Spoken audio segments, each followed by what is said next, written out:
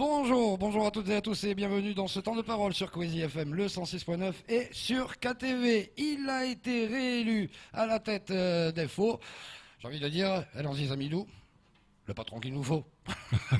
Pas le patron, Le boss. le boss, le Ouais. boss de Force Ouvrière à Mayotte.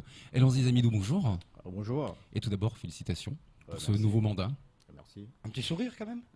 Ah, Allez, un petit sourire, hein, Je félicitations. vais vous dire un truc. Mercredi, pendant l'élection qui se déroulait dans l'hémicycle de Sabamana, Oui. toute la journée, j'ai été emmerdé. Tous les quarts d'heure, on me disait alors, qui est-ce qui est élu? Qui est-ce qui est élu? Qui est-ce qui est élu? C'était les patrons qui m'appelaient. Mais véritablement, hein, pour savoir si vous étiez réélu ou pas. Et quand je leur ai dit oui, ça y est, il est réélu, ça a été la mauvaise nouvelle. Vous prenez ça comment, vous?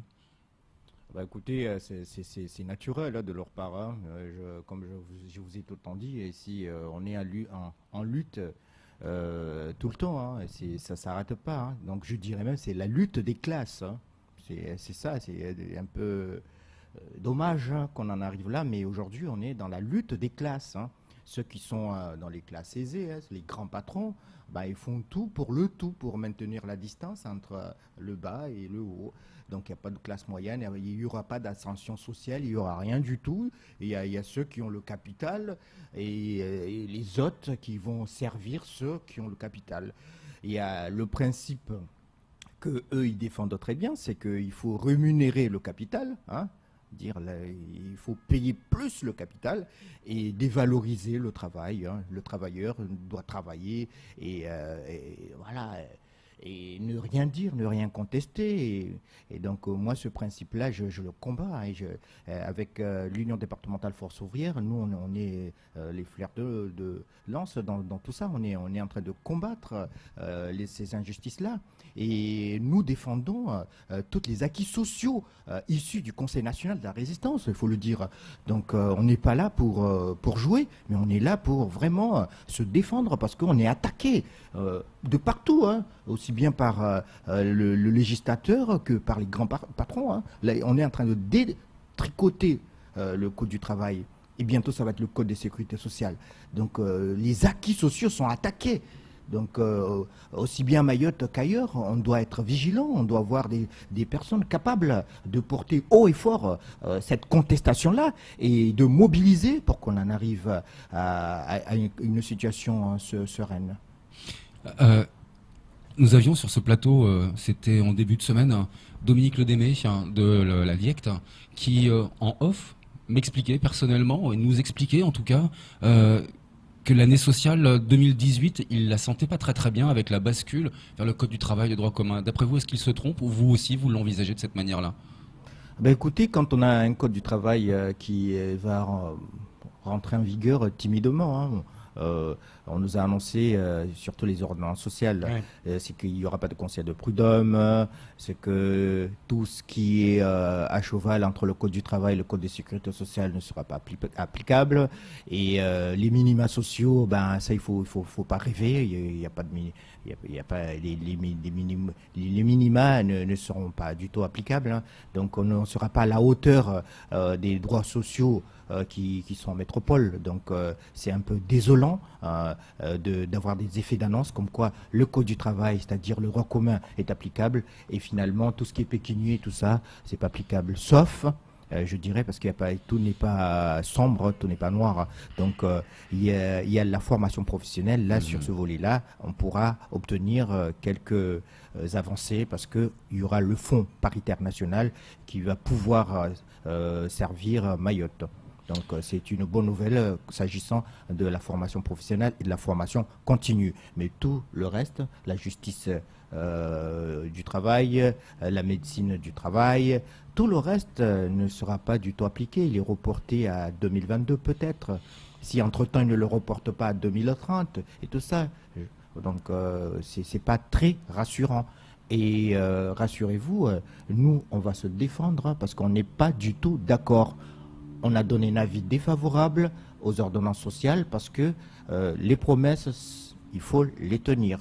Le gouvernement nous a promis, il y a 3 ans de cela, que le Code du travail et le droit commun sera applicable. Eh bien, aujourd'hui, il va falloir que le droit commun s'applique, point et barre. Je ne vois pas pourquoi des travailleurs sociaux, des chômeurs, des bénéficiaires des prestations sociales et tout ça, ils vont refuser d'avoir les mêmes droits qu'en métropole. Ils vont refuser de l'argent.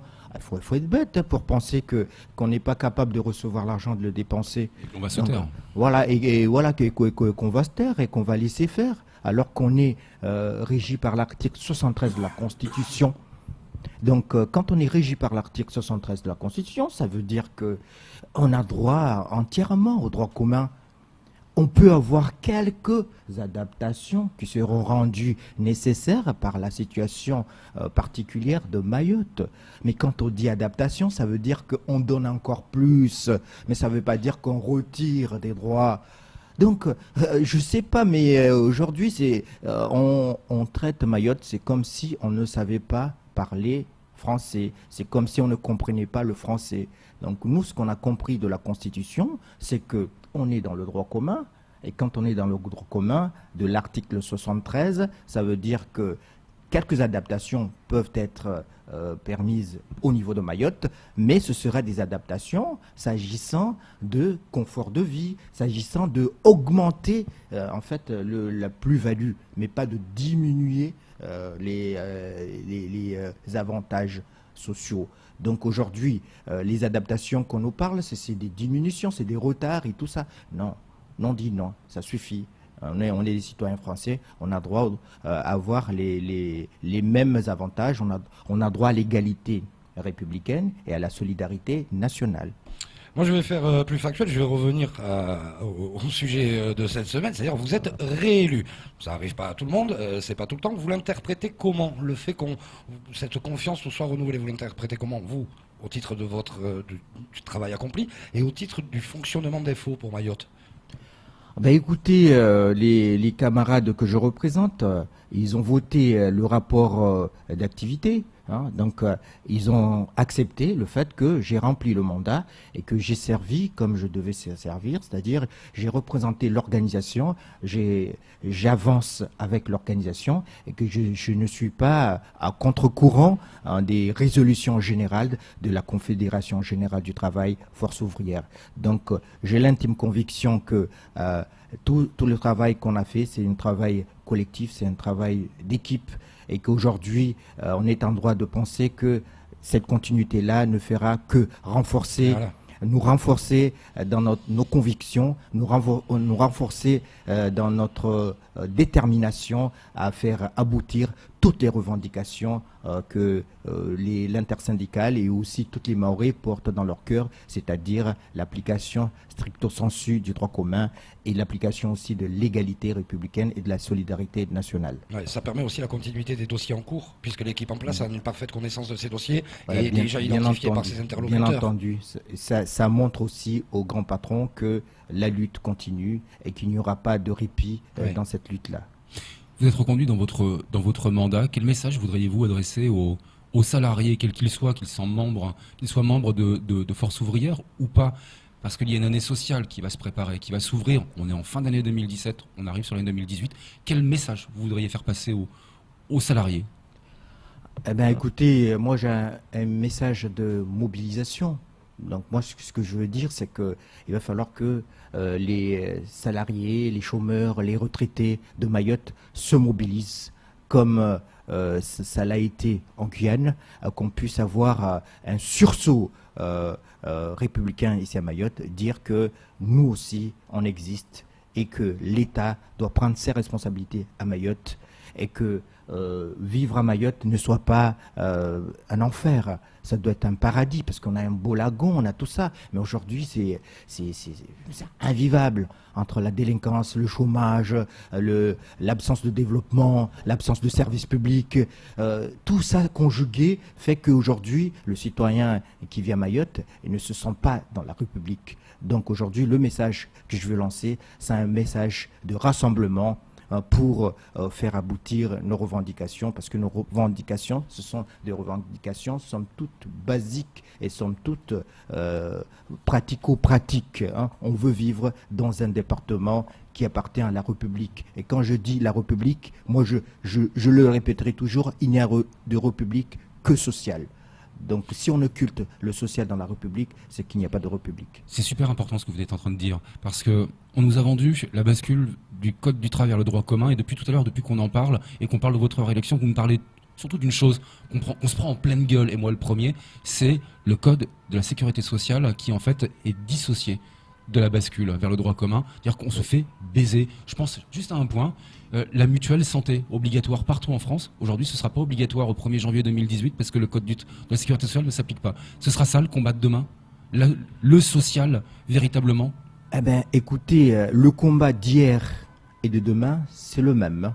On se bat pour faire admettre au gouvernement français que le code du travail et le code de la sécurité sociale, ça fait partie des principes et des valeurs de la République. Et si on est d'accord que Mayotte est française, il va falloir être d'accord que le code du travail et le code de sécurité sociale puissent trouver leur application normale dans ce département. Ce sera donc ça l'œuvre sociale de 2018 pour vous?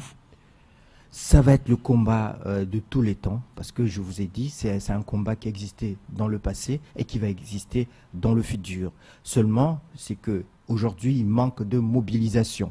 Donc il va falloir qu'on se mobilise pour construire enfin ce rapport de force qui emportera le changement. Il n'y a que ça qui va faire changer, bouger les lignes. Mais si on continue à parler blablabla, et on n'arrivera à rien du tout, parce que ces gens-là, ils se sentent très puissants, c'est-à-dire les grands patrons, les politiques et tout ça. Ces gens-là n'écoutent rien du tout et ils n'écoutent que leur ligne politique, c'est-à-dire faire triompher le capital au détriment du salaire. Une dernière question, on est à la bourre, hein, mais rapidement. Le fait d'être réélu, excusez-moi, moi je suis bloqué là-dessus dans ma tête, en interne, c'est aussi un avantage par rapport au national, qui vous connaît déjà, qui vous a déjà accompagné, et c'est peut-être encore pour les travailleurs mahorais un meilleur support du national, le fait que vous soyez toujours en place. Le fait que je sois toujours en place, ça veut dire que les Mahorais ont compris qu'il va falloir renforcer les hommes d'expérience pour pouvoir renforcer cette lutte-là. Je veux vous donner un exemple. Le gouvernement nous dit qu'on ne pourra pas installer le conseil de prud'homme à Mayotte parce que nous les partenaires sociaux, on n'est pas compétents et qu'eux, ils n'ont pas les moyens et qu'il va falloir réfléchir, mettre ça petit à petit et peut-être en 2022, on sera prêt. Et que les Mahorais ne sont pas prêts à installer. C'est eux qui le disent, les Mahorais ne sont pas prêts à installer le conseil de prud'homme. Soit, c'est un discours qui peut peut-être tenir la route. Mais quand je vois dans le même temps les rythmes scolaires ne sont pas du tout techniquement applicables à Mayotte. Et pourtant, ils sont appliqués avec beaucoup de violence. Pourquoi d'un côté, on nous chante qu'il faut aller petit à petit, et de l'autre côté, on fait rentrer les choses avec violence? Donc moi, aujourd'hui, je dis non. Il faut avoir un seul discours. Le discours, c'est qu'il faut développer Mayotte dans l'harmonie des choses. Donc, les rythmes scolaires, par exemple, qu'on met avec violence ici à Mayotte et qu'on ne veut pas accepter que le gouvernement n'a pas les moyens. C'est ce qu'on nous dit, c'est ce qu'on voit. Le gouvernement ne se donne pas les moyens pour faire appliquer les rythmes scolaires. Il va falloir que le gouvernement fasse marche arrière et dise, comme il a dit pour le Conseil de prud'homme, qu'aujourd'hui, on n'est pas prêt pour les rythmes scolaires et qu'il faille le reporter à 2022. Mais donc aujourd'hui, moi, je conteste cette politique qui consiste à faire croire aux Mahorais qui sont complètement attardés. On rappellera que Force ouvrière est signataire de l'intersyndicale pour le mouvement du 28 novembre prochain contre les rythmes scolaires. Elonziz Amidou, merci beaucoup. Merci. Merci beaucoup d'être venu vous exprimer sur ce plateau. C'est tout pour ce temps de parole.